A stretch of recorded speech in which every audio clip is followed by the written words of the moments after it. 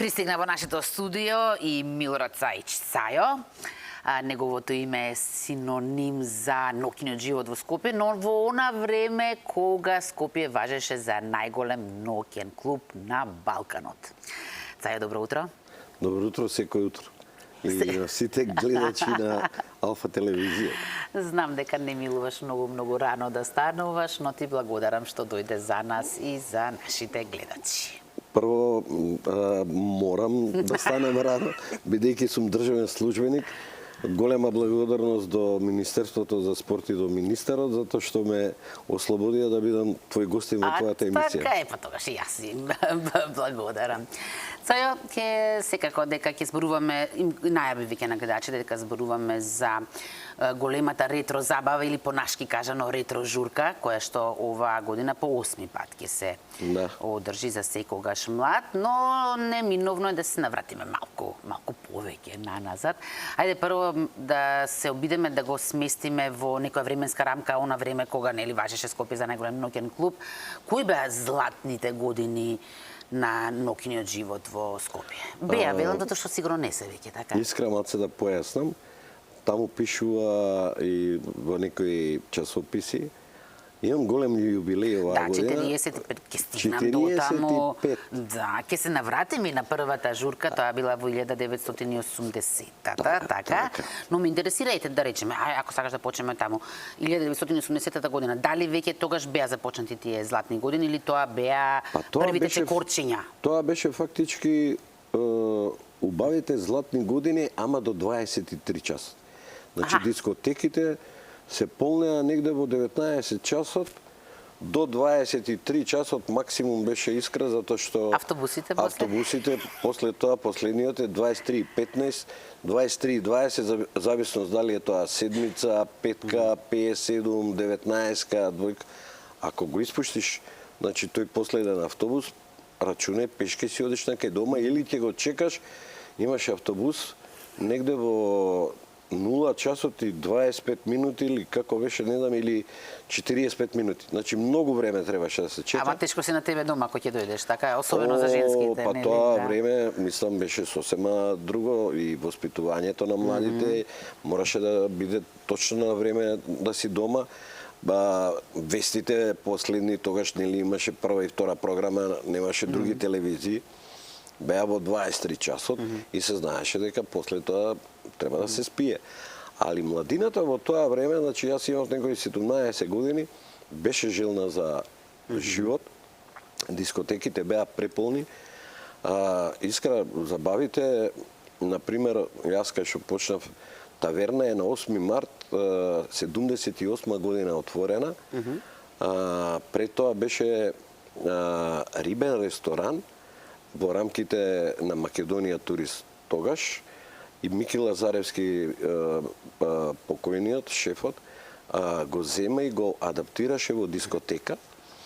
Да ги подсетам по-старите гледачи на Алфа телевизија, во тоа време беше Мики Лазаревски еден период дисџокеј, али главен дисџокеј беше Главче покојниот, и Главче ја правеше целата атмосфера.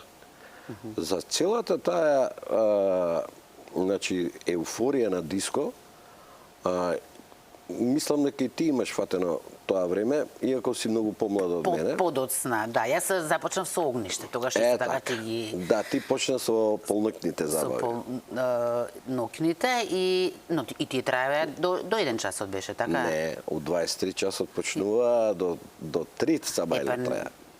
Не, јас до толку имав излез, да. Ти беше и претходното, кога 84-та се правеа фактички овие забави, кои едноставно траеа до 23 часа. Многу културно, средено, значи и сите задоволни, и младите задоволни, и родителите задоволни, што знаат дека децата ќе им се приберат. Можеби, Цајо, токму тоа е причината, една од главните причини, што во наше време тие забави беа многу безбедни. Немаше инциденти, немили настани случувања како што има денес. Па, јас не паметам многу, иако сум бил цело време излезен во ноќниот живот на Скопје, Секогаш постоеле тие тепачки така натака, али не биле во таков голем сегмент како денес.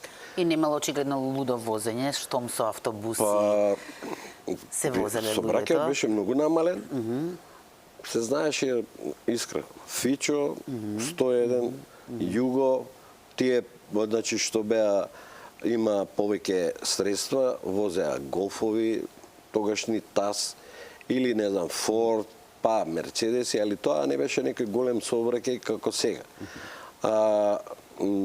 Да се навратам на она време на дискотеките 79-та, 80-та, 81-та, 2-та, значи се излегуваше, мислам дека и ти го фати тоа време. Првата забава е направена во понеделник. Во понеделник ја правеа Васел Лонза, Кочо, Бато. Строго преку викенд се правеа. Не, тоа беше во понеделник и тоа немаше покани и гратиси, него карти, значи влезници, луѓето си купуваа. Влезниците и гратисите почнав јас 86-та со полнокните забави да ги правам, ама не беа тоа енормно големи.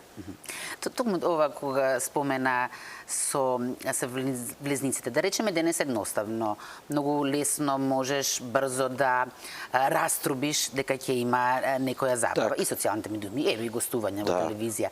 Како тогаш дознава луѓето дека ќе има таму и таму забава? За да бидат толку полни како што беа. Искра, многу често се навреќам и размислувам како во тоа време со црниот телефон дома, што го направи, мајка ми викнавме мајстор да ни направи копче за да можам да го исклучам телефон. Како сум постигнувал да ги дадам од, да кажеме, овој петок, за наредниот петок, за 3 дена сите влезници. Сега да ме вратат во тоа време пред 45 години, јас не би можел тоа да го направам. И да зуиш низ градов по кафулињата, да бидеш присутен, дали е Бони, Ани, дали е пред Камел, да ги поделиш и таа, например, Искра, таа мене, ние ќе дојдеме 4 другарки или 6 другарки, ми требаат 6 карти. Повели Искра, ќе запишеш и кога ќе влезеш, ќе ми донесете пари. Сега ја не би можел тоа да го направам. Не ми е поимливо, дали бев многу млад, значи секоја че сега на овие социјални мрежи. Многу брзо се дознава за целиот настан, али во тоа темпо и сега, малце ми е непоимливо, не можам да сватам телефонот, да не ти кажувам колку ми звонеше. Плюс, во Козле кај што живеев, дома ми доаѓа на врата ми звонат, во некое не е соодветно време, во 14 часот, например, во преку ден или таму 15 часот, кога во тоа време, знаеш, шпицот на сообраќајот беше во 15 часот. Сите се враќаат дома на ручек, па се прави починка, се одмарат. Па до 17 часот не смее звонење. Не смее никако строго звонење. забрането. И после 18 часот почнуваш веќе да работиш на телефон, да се договараш за вечерта каде ќе ја продолжиш. Сега да се вратиме, значи сега на за секогаш млад, рековме 45 години од првата твоја забава во 80-та година, 1980-та, и она што ме интересира е си бил доста уплашен во смисла дали таа ќе успее. Да, бев затоа што бев многу млад и значи не почнав јас прв, него еве легендите, например, како што е Нонте од Лева патика и Бојан од Бас кафичот, ако го паметиш во капиште што се наоѓаше, они почнаа први да прават, освен Лонза, кој почна да картите за некој си символичен дел да профитираат, правеа во месецот 2, да кажам, забави. После нив беше покојниот Бато Лонза, јас сум четвртиот и најмалиот, ама ја правев 80-та година дали направив 4 пати. Значи не беше тоа некој забави кои ги правев, да кажем, во неделата еднашка или дали беше на 2 месеци еднашка да направиш забава.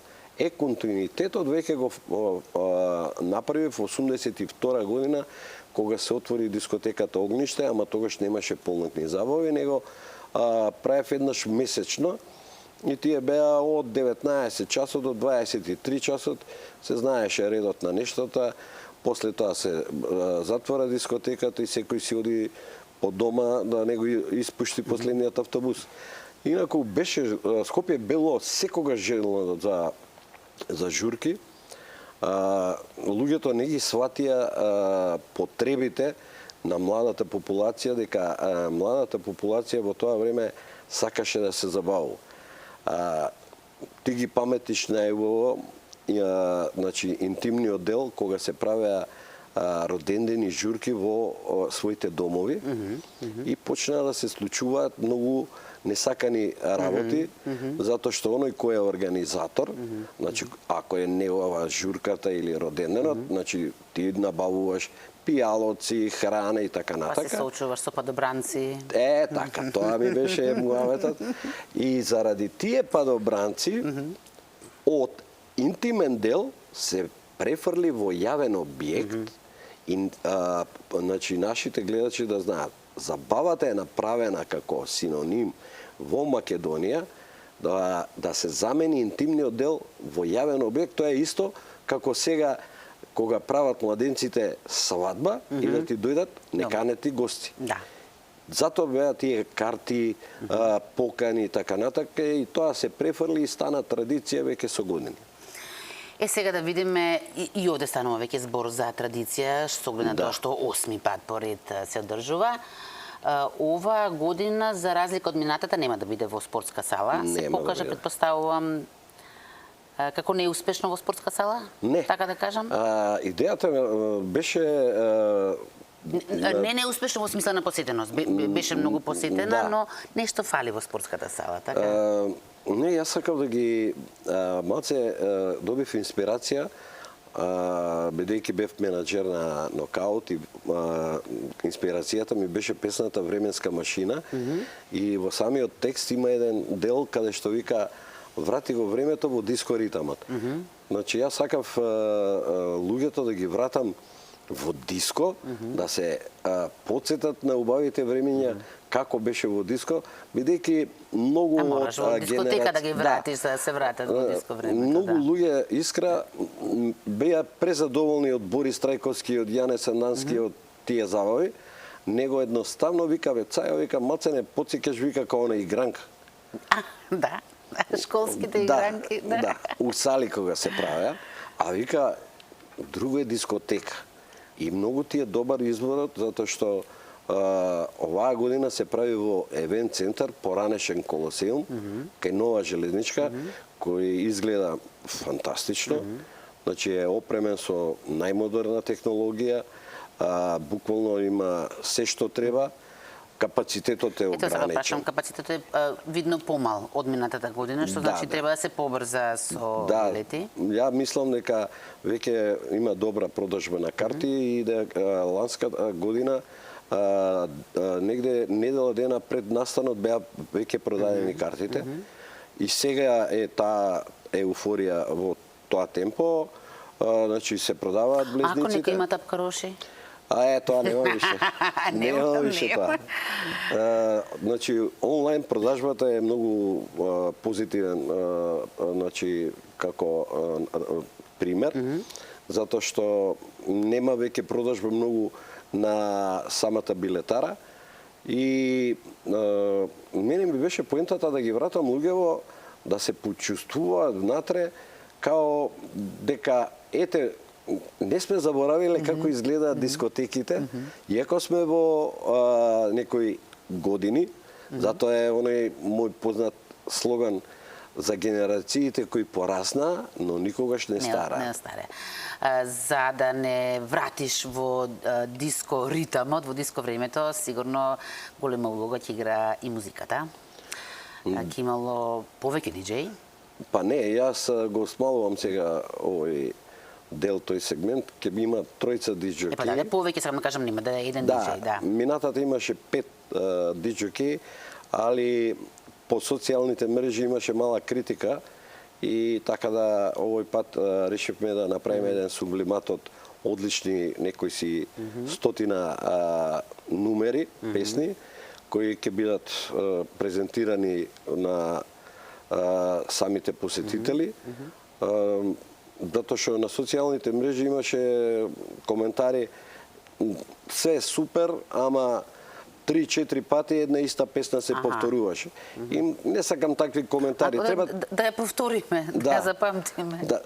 Сакам да има еден континуитет и да се самата атмосфера полека да го дига темпото, да направи една еуфорија и негде кај 0 часот ќе биде она Forever Young, символиката од Алфавил. И да го споменеме датумот, Цајо, не случајно е одбран. Да, јас и лани и оваа година мене символиката ми е 22 март, значи првиот ден од пролета или младенци, и го поврзував за тоа што е за секогаш млад и младенци да се почувствуваат луѓето. Иако се во изминати години, ама ние не сме остарени. Додека ние го имаме детето во себе, никогаш не старееме. Ако веќе го губиш во самиот дух детето, тогаш почнуваш да старееш и тоа е најголемиот проблем кај нас како луѓе.